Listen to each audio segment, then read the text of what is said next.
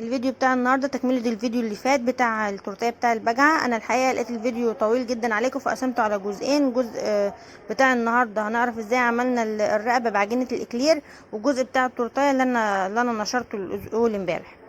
فخليكم معايا عشان تشوفوا الطريقه. السلام عليكم ورحمه الله وبركاته. اللهم صل وسلم وبارك على سيدنا محمد وعلى اله وصحبه اجمعين. ازيكم يا اصحابي، عاملين ايه؟ وحشتوني جدا جدا.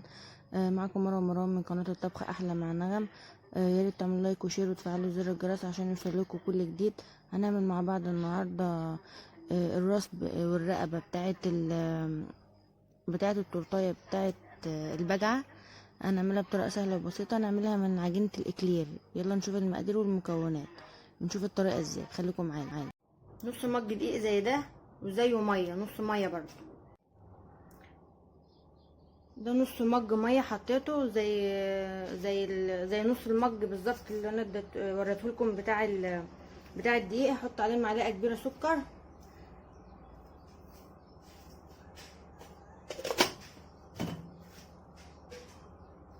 هقلبها كده، وهجيب رشه فانيليا برضو واحط عليها معلقه كبيره زبده. لو مش موجود هحط سمنه. هي دي عجينه الاكلير يا بنات، لو تعرفوها هي دي نفس الطريقه. هحط كده رشه فانيليا صغيره،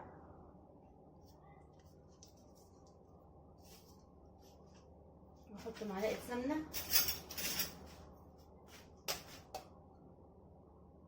معلقه كبيره سمنه برضو اهي. وهسيبها بقى لما الميه تغلي السمنه هتدوب لوحدها. وهحط رشه ملح صغيره، رشه صغيره خالص.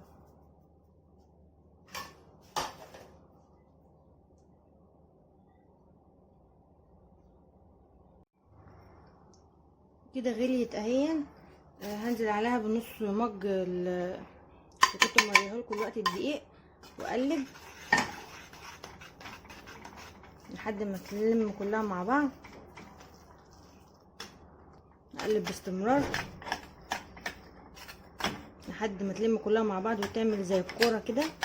كل ده على النار.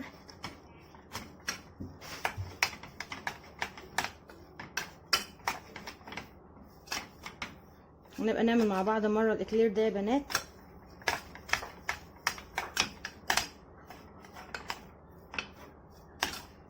هي كده لمت بقت عجينه معايا اهي، لمت كوره.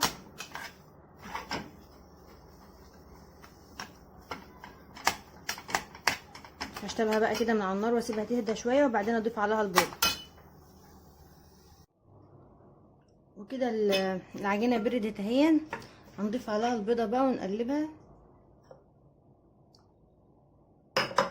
يعني هي لسه سخنه بس بردت شويه، يعني ان هي ما تسويش البيضه وانت بتقلبي.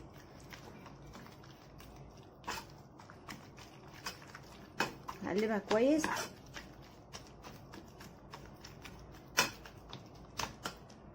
دي حاجه بس تانية اقلب بيها. جبت مضرب البيض اهو اقلب بيه.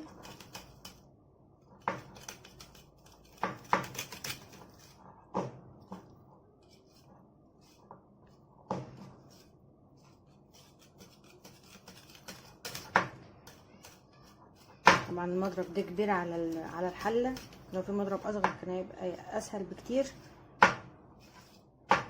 شو شكلها اهو يا بنات. في الاخر هنحطها بقى في كيس الحلواني ونشكلها على شكل الرقبه والراس بتاعه البجعه اللي هنعمل التورتيه بيها. يا اما لو ما عندكيش اعملي زي ما انا هعمل النهارده كده في كيس من بتاع التلاجة اللي هو بتاع التخزين ده. هوريكم برضو الطريقه. هنحط العجينه دلوقتي في كيس التخزين ده يا بنات زي ما انتم شايفين.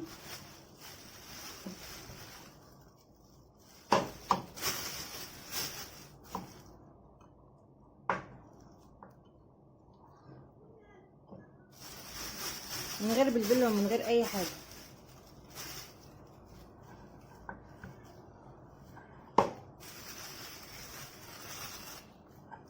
طبعا هنشكل بقى 1 2 3 على قد ما ما العجينه هتكك فيه، علشان لو واحده باظت مننا، يعني لو واحده طلعت مش مظبوطه نلاقي التانية موجوده يعني. بس هعملها كده، هقطع الجزء بتاع الكيس من هنا واوريكم انا بعملها في الصينيه. انا دهنت الصينيه زيت اهو، سمنه، علشان ثانيه واحده بس اوقف التليفون. سمنه علشان العجينه ما تلزقش فيها. وطبعا انا مولعه الفرن من قبل ما ابدا في العجينه خالص، من الاول على درجه حراره 180، درجه حراره متوسطه يعني. دلوقتي هنعمل العجينه بقى، هنعملها على شكل حرف اس كبير كده، علشان ايه، تاخد شكل الرقبه بتاعه البجع. طبعا قطعت حته صغيره بس في الكيس اهو.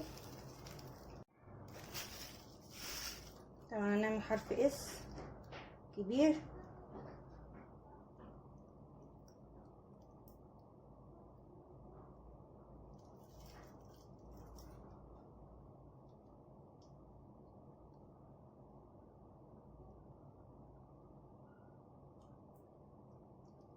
او زي رقم 2 كده بالانجليزي.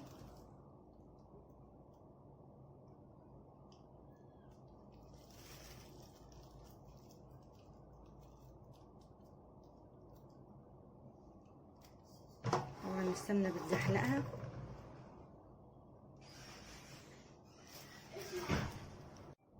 هنكمل بقى بقيه العجينه بنفس الطريقه دي، عشان لو واحده لو واحده ما نفعتش او كده نلاقي غيرها موجود.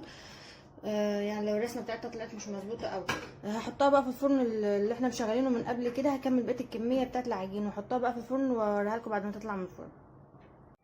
دي شكل العجينه اللي عملنا بها الراس بالرقبه يا بنات بعد ما طلعت من الفرن. طبعا قبل ما تطلعها من الفرن بتولعي عليها الشوايه من فوق شويه، بس خلي بالكم لانها بتتقطع على طول.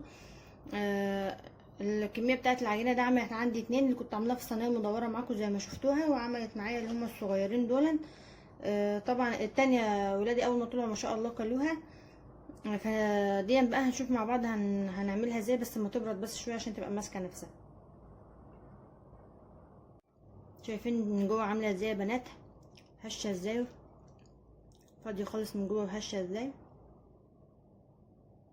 طعمها جميل قوي.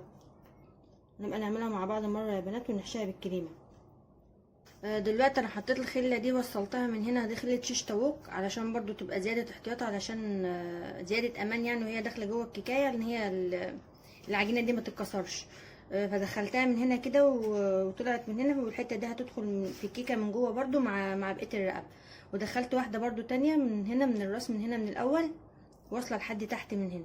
يعني انا دخلت واحده كده وواحده كده علشان تبقى ماسكه الرقبه، يعني وقت ما تكون مدخله الرقبه كده في الكيكايه الرقبه ما تتكسرش.